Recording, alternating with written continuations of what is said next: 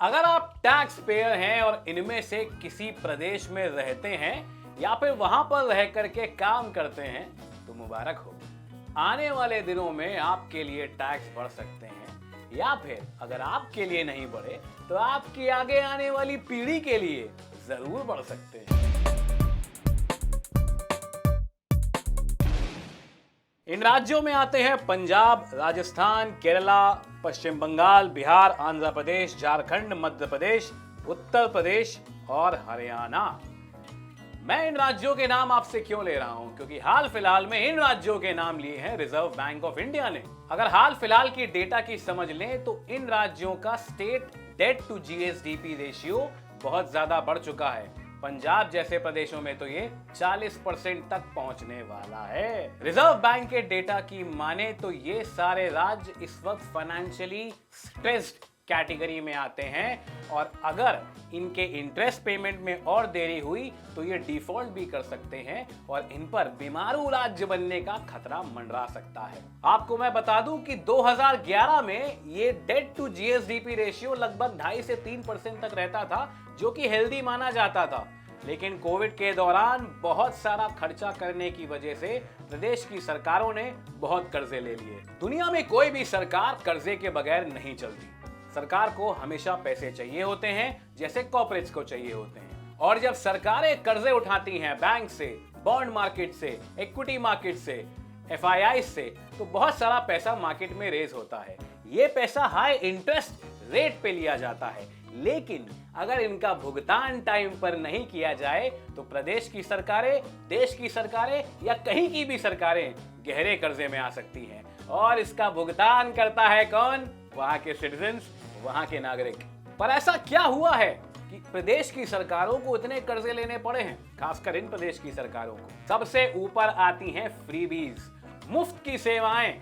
Economics में एक rule है कि अगर आपको कोई कुछ फ्री दे रहा है या फिर आपकी सरकार आपको कुछ फ्री दे रही है तो आप अपनी आगे आने वाली पीढ़ी से कर्जा ले रहे हैं। यानी कि अगर आज आपको फ्री बिजली मिलती है, फ्री पानी मिलती है, फ्री सब्सिडी मिलती है, फ्री राशन मिलता है, तो भला ही आप उसका भुगतान ना करें, लेकिन कल को आपके आगे आने वाली पीढ़ी के ऊपर टैक्सेस ज्यादा बिल्कुल लगेंगे। क्योंकि इकोनॉमी में कुछ भी फ्री नहीं है। सरकारें पॉलिटिकल कैंपेनिंग के चलते, अपना वोट बैंक बढ़ाने के चक्कर में बहुत सारी चीजें खैरात में बांटना शुरू कर देती हैं। मिथुन चक्रवर्ती की पिक्चर की लाइन तो आपको याद होगी, खैरात में मुझे कुछ नहीं चाहिए सेठ, अपना पैसा मैं खुद कमा सकता हूं। वो एटीट्यूड जब जनता के अंदर नहीं होता है तो सरकारें उसका पूरा फायदा उठाती हैं। मुफ्त में चीजें बांटी जाती हैं, मुफ्त में राशन बांटा जाता है, पर खर्चा कोई ना कोई तो उठाएगा ना दोस्त।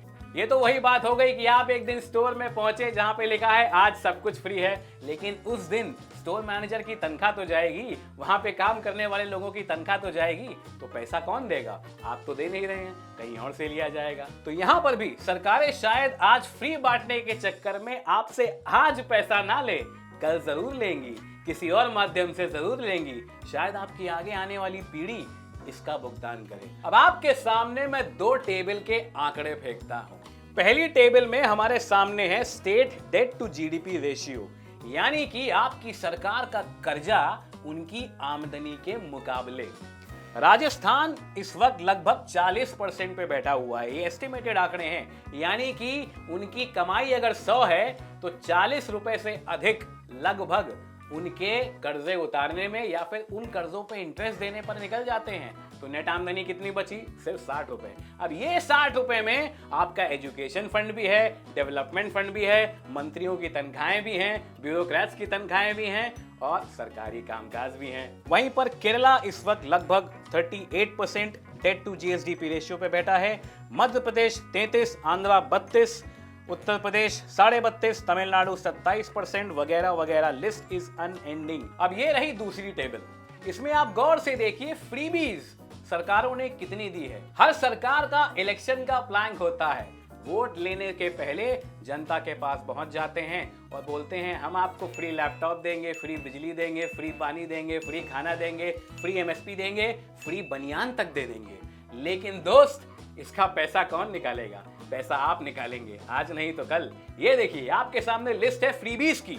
आंध्र प्रदेश टॉप्स एट 30.3%, यानी कि 2022 में आंध्र प्रदेश लगभग 30% अपनी आमदनी का फ्रीबीज में दे चुका है, मुफ्त की चीजें बांटने में। बिहार इस वक्त लगभग 3% पे है, हरियाणा ऑलमोस्ट 1% पे, झारखंड 27% पर, मध्य प्रदेश ऑलमोस्ट 29% पर, पंजाब 45% पर। अब आप अनुमान लगा सकते हैं दोस्त की फ्रीबीज यानी कि मुफ्त में बांटने वाली चीजों की अहमियत चुनाव में कितनी ज्यादा होती है, लेकिन उसका भुगतान जनता ही करती है। फ्री बंटवारे में यानी कि खैरात के आइटम में सबसे आगे आता है प्रदेश की लिस्ट में बिजली। जिसकी सरकार आने वाली होती है बोल देती है हम फ्री बिजली देंगे, और फ्री बिजली के चक्कर में आपकी पावर डिस्ट्रीब्यूशन कंपनीज के ऊपर इस वक्त लगभग 60,000 करोड़ का कर्जा है। 60,000 करोड़, कितने जीरो होते हैं इसमें आप कैलकुलेट करिएगा। और ये सारा पैसा या तो आप भरेंगे या फिर आपके स्टेट रीस्ट्रक्चर करके आपकी आगे आने वाली पीढ़ी से निकलवाएंगे। अब अगर आपके प्रदेश के कर्जे बढ़ेंगे तो प्रदेश आपका किन किन चीजों पे टैक्स बढ़ा सकता है? लंबी लिस्ट है दोस्त, लगभग 66 कमोडिटीज की। इसमें गुड्स और सर्विस दोनों आती हैं। आर्टिकल 264 की सेकंड लिस्ट में वो सारे आइटम आते हैं जिसमें आपकी स्टेट की गवर्नमेंट आपके कुछ कमोडिटीज में प्राइसेस बढ़ा सकती है। इसमें सबसे ऊपर आता है अल्कोहल, पेट्रोलियम, आपके इनलैंड वाटरवेज, आपके यहाँ transportation, luxury item, entertainment tax वगैरह वगैरह। इन सब का अगला कंक्लूजन क्या है दोस्त? आमतौर पे इकोनॉमिक्स की बातें हमारे सर के ऊपर से निकलती हैं, कमबख्त पैसे की बातें हमारे सर के ऊपर से निकलती हैं। पैसा दुनिया भर में घुमाया जाता है, अमीर से अमीर आदमी दुनिया में पैसे घुमा के जीता है, लेकिन आम आदमी, गरीब आदमी अपने डेबिट कार्ड से पैसे निकालता है, एटीएम से पैसे निकालता है और सोचता है यही पैसा है। पैसा घूमता रहता है, पैसे का यही स्वरूप है। इकोनॉमी की जानकारी रखना दोस्त आपका बेसिक राइट है, क्योंकि ये जुड़ी है आपके कमबख्त पैसे से।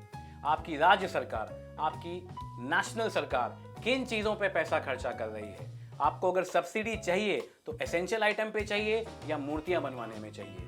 अगर आपकी राज्य सरकार या फिर नेशनल गवर्नमेंट ऐसी चीजों पे खर्चा कर रही है जिनका लॉन्ग टर्म बेनिफिट आपको नहीं मिल रहा है, तो इसका लॉन्ग टर्म नुकसान आप ही को उठाना पड़ेगा। अगर आपकी सरकार आपको कुछ फ्री में बांट रही है तो सबसे पहला सवाल आपको उनसे यही पूछना चाहिए, इसका पैसा कहां से आएगा गुरु?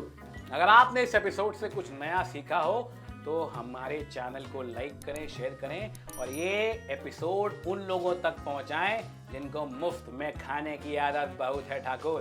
पहुंचाएं उन तक ये एपिसोड। अगले एपिसोड पे हम कमबख्त पैसे के नए आयाम को जोड़ेंगे आपकी जेब से। तब तक के लिए अपनी टीम की तरफ से और मेरी तरफ से शब बखैर।